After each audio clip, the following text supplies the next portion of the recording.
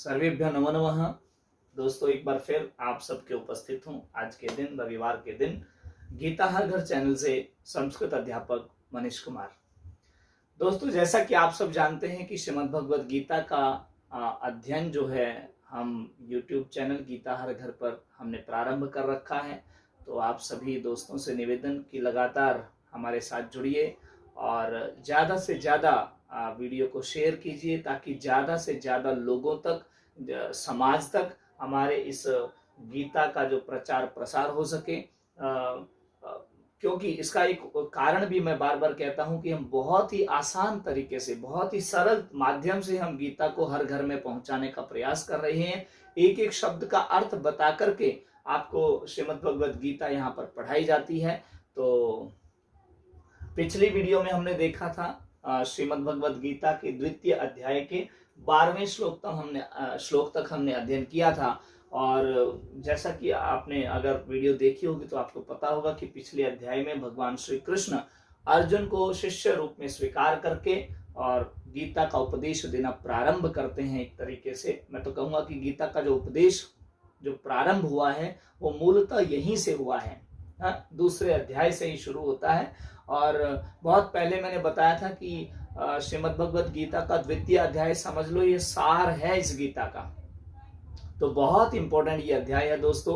तो लगातार अपने परिवारजनों में, रिश्तेदारों में, भाई बंधुओं में, साथी मित्रों में वीडियो को शेयर कीजिए ताकि श्रीमद् भगवद गीता से हर कोई घर, हर आंगन परिचित हो सके, हर सदस्य परिचित हो सके, हर भारतीय नागरिक परिचित हो सके कि गीता क्या है, उसके अंदर क्या है। गीता को लेकर बहुत सारी भ्रांतियां हैं, उन पर चर्चा नहीं करूंगा, लेकिन हम बिल्कुल बहुत ही सरल माध्यम से आपको गीता के साथ जोड़ने का प्रयास करते हैं। तो आइए आज की इस वीडियो में हम पढ़ेंगे श्लोक नंबर 13 से, द्वितीय अध्याय का श्लोक नंबर 13। तो मेरे साथ उच्चारण करना ना भूलिए, क्योंकि जितने भी यूट्यूबर्स वगैरह आपने देखा होगा, जहां कहीं भी आपने पढ़ा होगा, श्लोकों का उच्चारण करना एक बड़ी समस्या रहती है आम जन के लिए। तो मेरा ये प्रयास है कि आप श्लोक भी साथ में बोलें और उसका अर्थ भी सीखें, उसका अर्थ भी जानें कि क्या लिखा है इस श्लोक के अंदर, क्या लिखा है गीता के अंदर। तो बिना विलंब किए शुरू करते हैं आज की वीडियो। आइए मेरे साथ। देहिनोऽस्मिन् यथा देहे, बोलिए। कौमारं यौवनं जरा तथा देहांतर प्राप्तिः धीरस्तत्र न मुह्यति। क्या कहा देखिए, देहिनो अस्मिन् यथा देहे। देहिनो मतलब जो शरीरधारी है, अस्मिन् देहे इस देह में, इस देह में अर्थात शरीरधारी इस देह में, यथा जिस प्रकार से, कौमारम यौवनम जरा, कौमार मतलब कुमार अवस्था, बचपन अवस्था, जिस प्रकार यह शरीर जो है, अर्थात यह जो शरीर है वो कुमार अवस्था से यौवनम युवावस्था में, और युवावस्था से जरा मतलब बुढ़ापा में। जिस प्रकार यह शरीर कुमार अवस्था से युवावस्था में चला जाता है, युवावस्था से जरा अर्थात बुढ़ापा अवस्था में चला जाता है, तथा उसी तरह से देहांतर प्राप्ति, देह का अंत हो जाने पर, आत्मा की बता रहा है, उसी प्रकार देह का अंत हो जाने पर आत्मा जो है अंतर प्राप्ति, प्राप्ति मतलब प्राप्त कर लेती है, किसको? दूसरे शरीर को प्राप्त कर लेती है। तो कहने का मतलब यहाँ क्या बता रहा है कि आत्मा नष्ट नहीं होती है, शरीर नष्ट होता है। कि जिस प्रकार शरीर भाई पहले बचपन था, बच्चे से वो युवा हो गया, युवा से बुढ़ापा आ गया, बुढ़ापा होने के बाद उसकी मृत्यु हो गई। तो मृत्यु होने के बाद कह रहा है कि जो आत्मा है वो अन्यत्र शरीर को धारण कर लेती है, अन्यत्र शरीर को प्राप्त कर लेती है। तो धीर, जो धीर पुरुष होते हैं, तत्र मतलब वहां पर, न नहीं, मुह्यति व्यथित नहीं होते हैं, विचलित नहीं होते हैं, परेशान नहीं होते हैं। अर्जुन को समझा रहे हैं भगवान कृष्ण कि अर्जुन, जिसको तू कह रहा है मेरे परिवारजन खड़े हैं, बंधु बांधव खड़े हैं, इनको मैं कैसे मारूं, कैसे इन पर बाण चलाऊं, भाई इनकी आत्मा के बारे में जानो कि जिस प्रकार से यह शरीर बचपन से युवावस्था में जाता है, युवा से बुढ़ापा अवस्था में जाता है, बुढ़ापा से फिर शरीर की मृत्यु हो जाती है। कह रहा है मृत्यु जो हो रही है शरीर की हो रही है भाई, आत्मा तो इसके बाद दूसरे शरीर को धारण कर लेगा, किसी नए शरीर को धारण कर लेगा। तो हे अर्जुन, धीर पुरुष जो होते हैं, धैर्यशाली जो होते हैं, धैर्यवान जो होते हैं, वो इस तरह के परिवर्तन से विचलित नहीं होते हैं। अगले श्लोक में क्या लिखा? मात्रा स्पर्शास्तु कौन्तेय, बोलिए, शीतोष्ण सुख दुःखदाः आगमापायिनो नित्याः तान् स्थितिक्षस्व भारत। आइए फिर क्या कहा भगवान कृष्ण बोले, मात्रा स्पर्शास्तु कौन्तेय, कौन्तेय मतलब हे कुंती पुत्र, हे अर्जुन, शीतोष्ण सुख दुःखदा, ये जो सुख दुःखदा, सुख और दुख देने वाली जो चीजें हैं, अर्थात सुख और दुख जो प्राप्त होता है, मात्रा स्पर्शास्तु, ये तो इंद्रिय का स्पर्श है भैया, ये तो इंद्रियों का विषय है। अर्थात जो सुख और दुख होता है वो आत्मा को नहीं होता, आत्मा सुखी और दुखी नहीं होती, ये कहना चाह रहे हैं कि ये सुख और दुख का जो विषय है ये तो इंद्रियों का विषय है। हा? और कैसा है ये विषय? शीतोष्ण, शीत मतलब शरद ऋतु, उष्ण मतलब गर्मी की ऋतु, सर्दी और गर्मी का जो मौसम है उसकी तरह, आगमा आने वाला, अपायिनः जाने वाला। हाँ, ये सुख और दुख जो हैं ये तो इंद्रियों का विषय है। हाँ? और ये किसके समान है, किसके समान गति कर रहे हैं? जैसे गर्मी सर्दी की ऋतुओं का आना जाना लगा रहता है, उसी तरह से सुख और दुख का आना जाना लगा रहता है। हम भाई समाज में रहते हैं, हम ये अनुभव करते हैं। हमेशा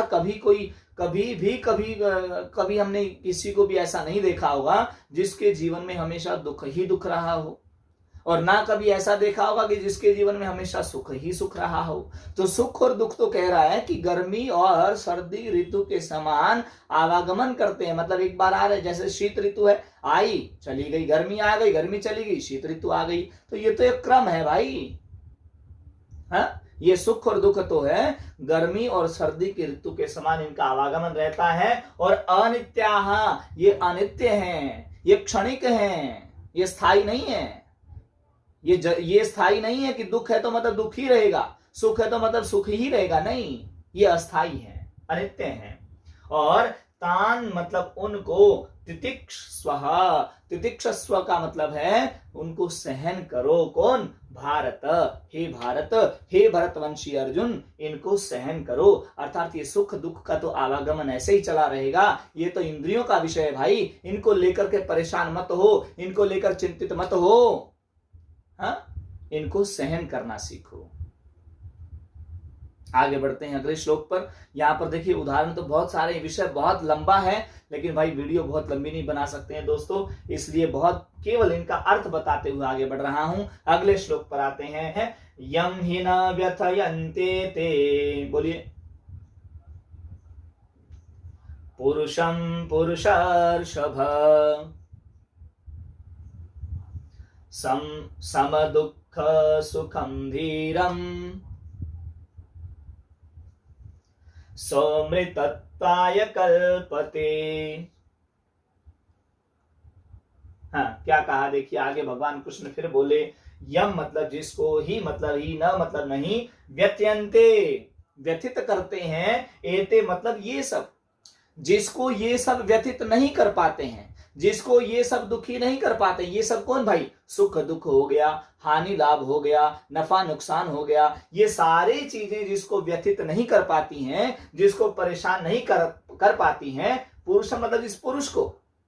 और पुरुषर्षभः, हे पुरुषों में श्रेष्ठ, ये अर्जुन के लिए शब्द प्रयोग हुआ। पुरुष प्लस ऋषभ शब्द से बना है भाई, गुण संधि होकर के ऊपर चला गया है, तो पुरुष प्लस ऋषभ। कई बार हम ऋषभ नाम सुनते हैं बच्चों का क्लास में या समाज में, नाम ऋषभ रखा जाता है। तो देखिए दो शब्द होते हैं, एक वृषभ होता है, वृषभ का अर्थ होता है बैल, और ऋषभ का अर्थ होता है श्रेष्ठ, अच्छा। हाँ, तो क्या कहा? पुरुषर्षभ, हे पुरुषों में श्रेष्ठ, हे भरतवंशी, जिस पुरुष को ये सब विषय व्यथित नहीं कर पाते हैं, परेशान नहीं कर पाते हैं। कौन से विषय? मैंने बताया, हानि लाभ, सुख दुख, नफा नुकसान, ये सारी चीजों से जो विचलित नहीं होता है। सम दुख सुखम, अर्थात सम मतलब समान, दुखम सुखम, दुख और सुख में समान रहता है। सह धीर, वह धीर कहलाता है, वह धैर्यवान कहलाता है। हाँ?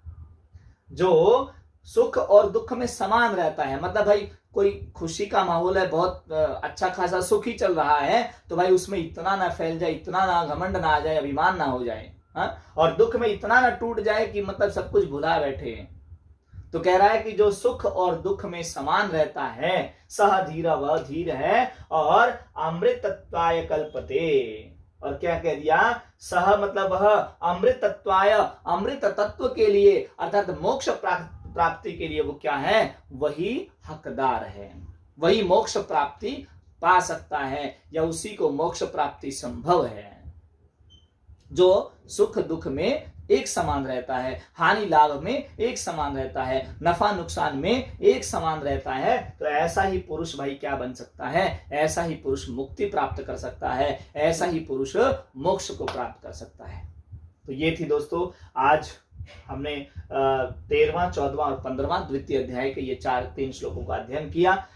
तो बस वीडियो ज्यादा लंबी न करते हुए सिर्फ एक ही निवेदन बार बार करता हूं कि दोस्तों वीडियो को शेयर किया करें, अपने परिवारजनों में करो, जहां भी जिस भी ग्रुप से आप जुड़े हैं अपने ग्रुप में शेयर करो, क्योंकि गीता हर घर चैनल सिर्फ एक उद्देश्य के साथ चल रहा है कि भारत के हर घर तक गीता को पहुंचाना है। और ये सब संभव हो सकता है आप लोगों के प्रयास से, आप लोगों के सहभागिता से। तो भाई बस इसी निवेदन के साथ अपनी वाणी को विराम देता हूं। अगले संडे एक बार फिर आपसे मुलाकात करेंगे, तब तक के लिए नमो नमः, नमस्कार।